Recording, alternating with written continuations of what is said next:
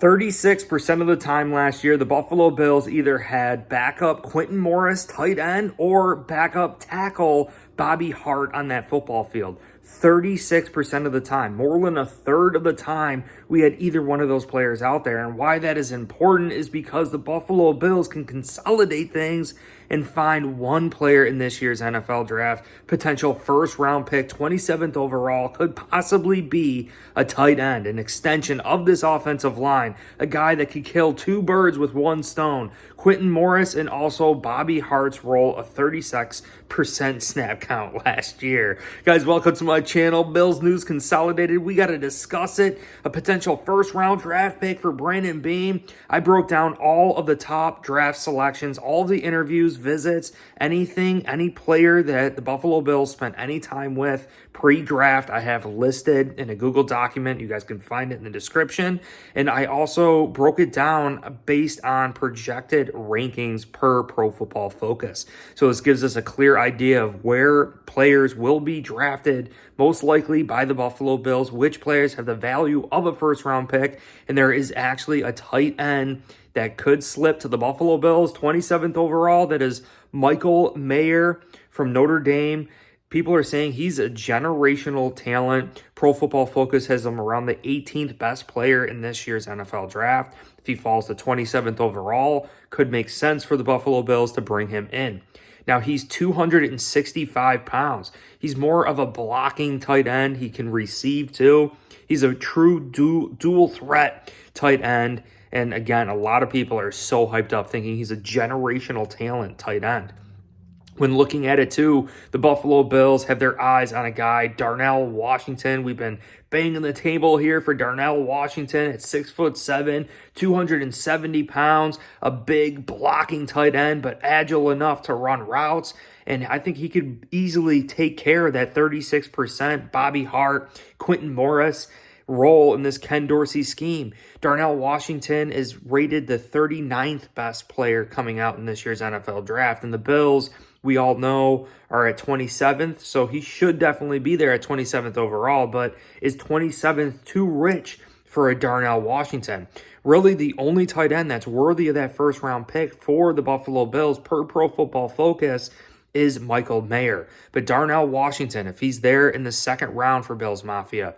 Another guy in the second round is Sam Laporta from Iowa. And we all know, right? Iowa and AJ Epinesa, even Jack Campbell, right? A potential that we bring in Jack Campbell in the first round, and then in the second round, we draft a tight end, Sam Laporta. Now, Sam Laporta is 250 pounds. He's still a blocking type tight end, I think. He could run routes, and he does a decent job. I think he has to prove himself as a true dual threat tight end in the NFL, but I think he's definitely capable of that. Keep in mind, Brandon Beane said this draft is so deep with tight ends. Now, the other guy that's a little bit different than the rest is Luke Musgrave. He is more faster route running tight end, right? He's 6'6", though. He's very tall. He's a little bit lighter and not really known to be a great blocker or extension of this offensive line, but he can run routes. He could really split the seam, right? He could take care of business. He could take care of business as a route runner. And we know really the Buffalo Bills do pass the ball. But again, the facts are last year, we used Bobby Hart and Quentin Morris 36% of the time. More than 1/3 of the time, one of those players was out there. And if we bring in a tight end, such as any of these that I have listed here, I really think in the first two rounds, the Buffalo Bills would be wise to utilize that player. I really think this player can come in, compete with Quentin Morris, compete with that three-tackle set that we have out there, right? Utilizing Bobby Hart last year, who we don't have this year. It just makes an awful lot of sense. And when you take a look at all the other positions on this team, really, what other positions are we not trusting the most, right? Last year we had Spencer Brown and we had Quentin Morris. You know, Spencer Brown went through that offseason back surgery, ended up hurting his ankle week 7, right? And there was just a lot that went on. Even Brandon Beane admitted we really didn't see Spencer Brown, and Spencer Brown may have taken a step back from his rookie year. And then in addition to Gabe Davis was plagued by injury too. To start the season, Gabe Davis hurt his ankle. And then you couple that with a hurt offensive line. Josh Allen having to escape from the pocket. Josh Allen hurting his elbow, right, to start during the season. And I really think this all hindered the statistics for Gabe Davis. So when we're taking a look at it, there are some players here in significant roles that we need to either trust and believe in going forward here, and there's a chance that it might not work out. Even James Cook, right? James Cook, Nyheim Hines, we started implementing James Cook and Nyheim Hines last year, and James Cook really started looking bright. He was looking pretty shiny towards the end of the season last year, and we bring in Damian Harris. I trust Damian Harris coming from a similar scheme with the Patriots. This is Brian Daboll's offense coming from the Patriots. Brian Daboll spent 10 years with the Patriots, right? Damian Harris understands this offense. He understands the verbiage and the lingo. Nyheim Hines had a big transition here, and I think James Cook as well. They're still kind of learning the scheme.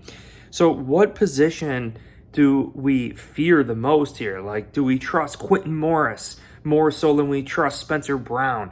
Do we trust Quentin Morris more so than we trust Gabe Davis, right? Do we trust James Cook more than we trust Quentin Morris?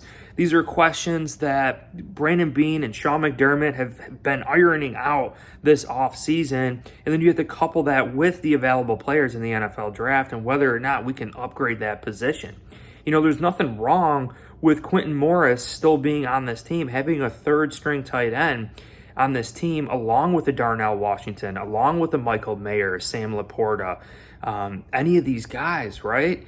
I really think would come in and help out with this Buffalo Bills offense. So it would be shocking to see the Buffalo Bills draft a tight end in the first round. Michael Mayer most likely is the only guy that could happen if he slips to 27th overall. Otherwise, I think the Bills would be wise to wait in the second round, third round this year's NFL draft. There's a deep class of tight ends. And check the Google document down below. I literally have every single player that Brandon Beane has met with, 58 players that Brandon Beane has spent time with in the Buffalo Bills and coaches, trying to decipher things here. And you could tell he kind of sprinkled things all throughout the draft, right? So no matter where we are in the draft, there's going to be some of these players that we research, that we spend a lot of time in. And that's kind of the theme of this draft, right? Bills Mafia drafting late. We got to sit in the weeds. We got to just wait in the weeds a little bit and attack. We're going to have to just wait and see which players are available for Bills Mafia and pounce and snatch up best player available. If you guys enjoyed this video, hit like, subscribe. I really deeply appreciate every single one of you guys. I just want to thank every single one of you for joining me through this journey with Bills News Consolidated. It's been a magical, magical thing. So check you guys soon. Go Bills!